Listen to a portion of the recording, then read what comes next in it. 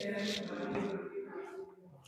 Everyone, कैसे हैं आप। वेलकम है आपका फैक्ट एंड लॉजिक्स में। जैसे कि आपको पता है कि पिछले सेशन में हमने work, power and energy chapter शुरू किया था, जिसमें आपने वर्क कर लिया, वर्क क्या होता है, एनर्जी क्या होती है। और आज के सेशन में हम क्या करेंगे, पावर।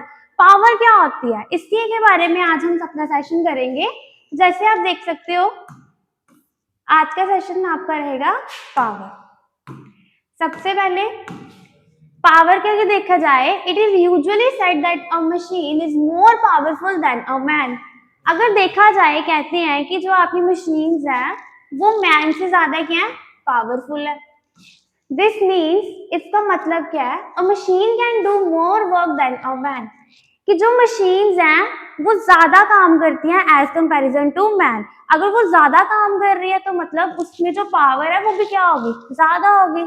तो मतलब अगर देखा जाए तो वो एज अ ह्यूमन बीइंग से ज्यादा पावरफुल है। Moreover, a machine can do the same work in a lesser time than a man. अगर वही दूसरी बात की जाए कि अगर जो आपकी मशीन्स हैं वो कम टाइम पे काम कर रही हैं, दस power depend not only on the work. जो आपकी पावर है वो वर्क पे डिपेंड नहीं करती, but also the time taker. वो डिपेंड करती है कि आप कितने टाइम पे कितना काम कर रहे हो। क्या लिखा था यहाँ पे सबसे पहले कि जो आपकी मशीन्स हैं वो पावरफुल होती है मैन से। क्यों पावरफुल होती है, कि जो आपकी मशीन्स हैं वो ज्यादा काम करती हैं एज कंपैरिजन टू मैन। अगर वही मैं आपको बात कहूँ कि जो आपकी मशीन्स हैं वो काम तो कर रही हैं बट बहुत ही कम कम काम कर रही है, ठीक है, लेसर टाइम पे कर रही है। तो इस कहने का मतलब ये है कि जो पावर है वो सिर्फ वर्क डन पे डिपेंड नहीं करती, वो डिपेंड करती है कि उसने कितने टाइम पे कितना काम किया है। ना क्लियर। नेक्स्ट करते हैं आगे।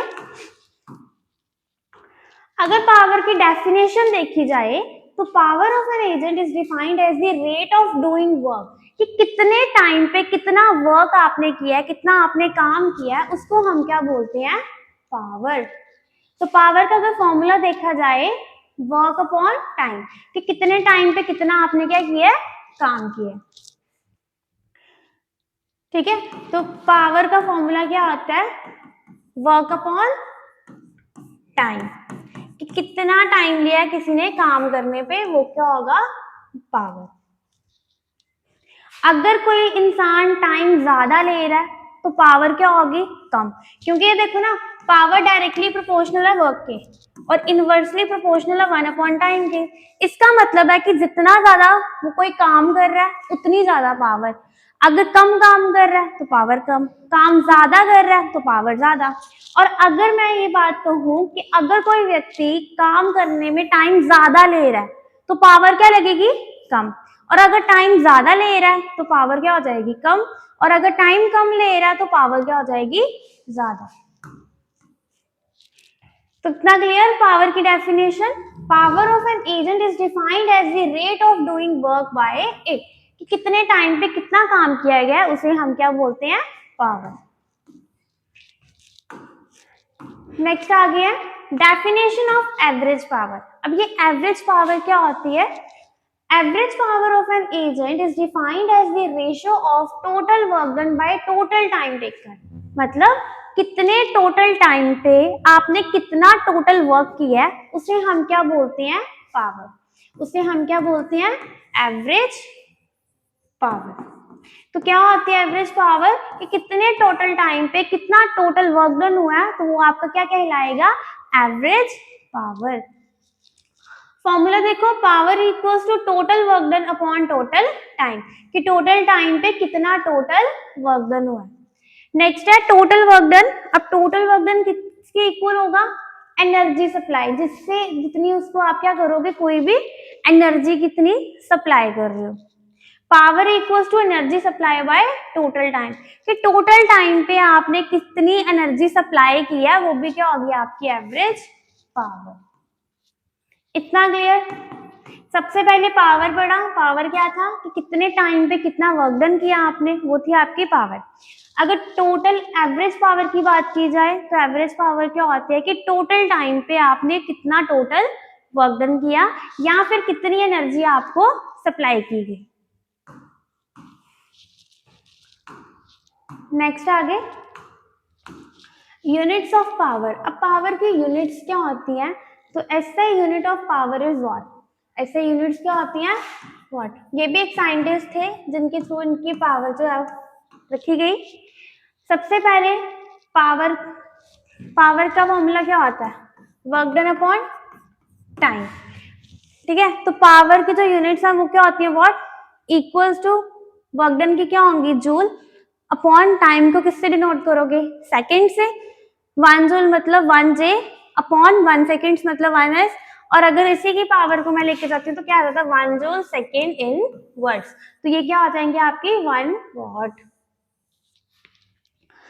This power of a machine और an agent is 1 watt. 1 watt का मतलब ही क्या है कि 1 सेकेंड में कितना 1 जूल वर्क डन हुआ है वो आपकी क्या कहलाएगी? 1 वॉट। 1 वॉट क्या होगी कि 1 सेकेंड में आपने कितना 1 जूल वर्क डन किया है वो आपकी क्या कहलाएगी? 1 वॉट। क्लियर? फिर से देखो, ऐसे यूनिट क्या होती है पावर की? वॉट। पावर किसके इक्वल है? Work done upon time. Power मतलब वॉट, वर्क डन मतलब joule,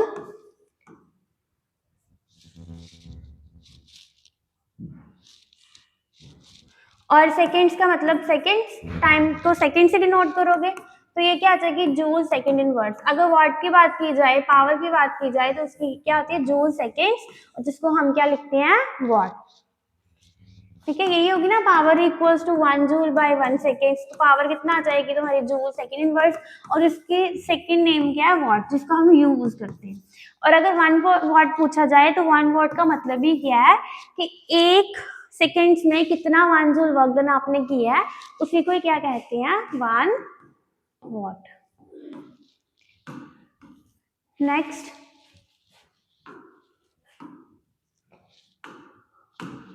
power in terms of force and velocity. अब फोर्स एंड वेलोसिटी को, अब जो पावर है उसको किसकी टर्म्स में लिखना हमने? फोर्स एंड वेलोसिटी की फॉर्म में। सबसे पहले पावर का फॉर्मूला क्या होता है? Work done upon time. अब आपको पता है कि वर्क डन का फॉर्मूला क्या होता है? Force into displacement.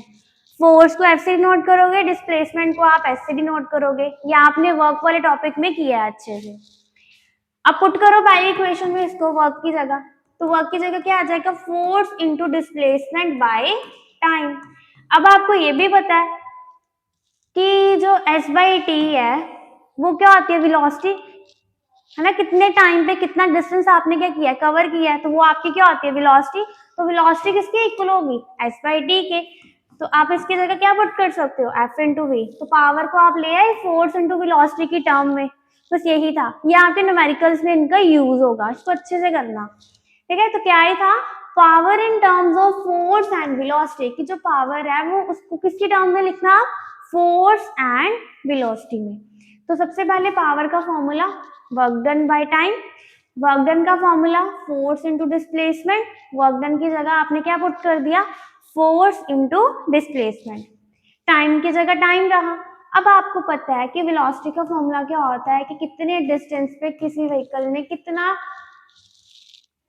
कितने टाइम पे कितना डिस्टेंस कवर किया, तो वो क्या होती है? आपकी वेलोसिटी। तो वेलोसिटी कितनी आ गई? s by T.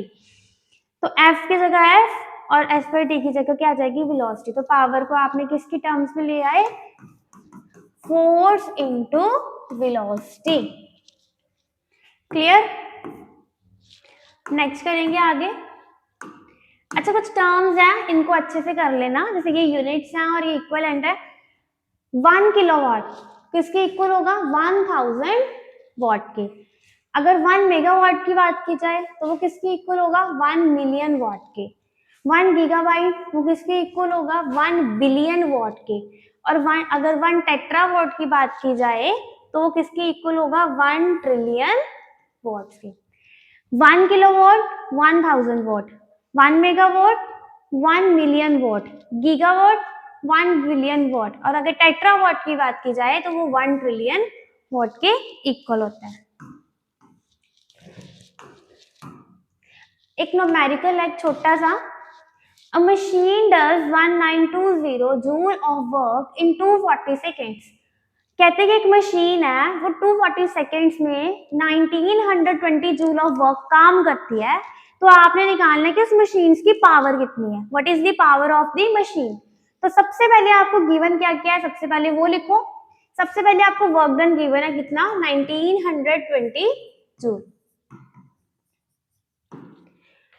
240 सेकेंड्स मतलब क्या दिया आपको, टाइम दिया है। अब टाइम कितना दिया आपको, 240 सेकेंड का आपको क्या दिया है, टाइम। पावर का formula work done by time, कितने टाइम पे कितना वर्क डन हुआ है। वर्क डन की जगह वर्क डन पुट करोगे, टाइम की जगह टाइम पुट करोगे, इसको कट कर दोगे तो क्या आ जाएगा आपका आंसर, 8 जूल सेकेंड इनवर्स। और मैंने आपको बताया कि जूल सेकेंड इनवर्स जो है उसकी यूनिट क्या है, वाट।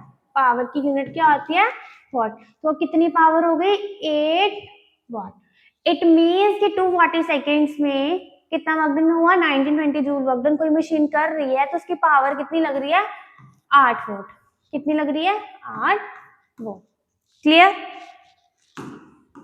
ये आपका न्यूमेरिकल था, इससे रिलेटेड काफी न्यूमेरिकल्स हैं, तो इसके ठीक है, तो वो उसको अच्छे से सॉल्व करो, पढ़ो कि इस न्यूमेरिकल्स में आपको क्या दिया है। जो गिवन है पहले उसको साइड पे लिख लो कि गिवन क्या है, फिर उसके भी यहाँ पे न्यूमेरिकल्स को करने का तरीका यही है कि सबसे पहले उसका गिवन मटेरियल लिखो कि गिवन क्या है, फिर देखो कि उसमें कौन सा फॉर्मूला क्या होगा, अप्लाई होगा, और फॉर्मूला अप्लाई करके उसको क्या निकालनी है आपने, आंसर। और आंसर के साथ उसकी जो यूनिट्स है वो आपने लगानी है। यूनिट्स नहीं लगाओगे तो आपको मार्क्स नहीं मिलेंगे। तो यही था आज का आपका टॉपिक, पावर। इतना ही था, आपका चैप्टर जो है वो खत्म है। अब हम करेंगे नेक्स्ट चैप्टर।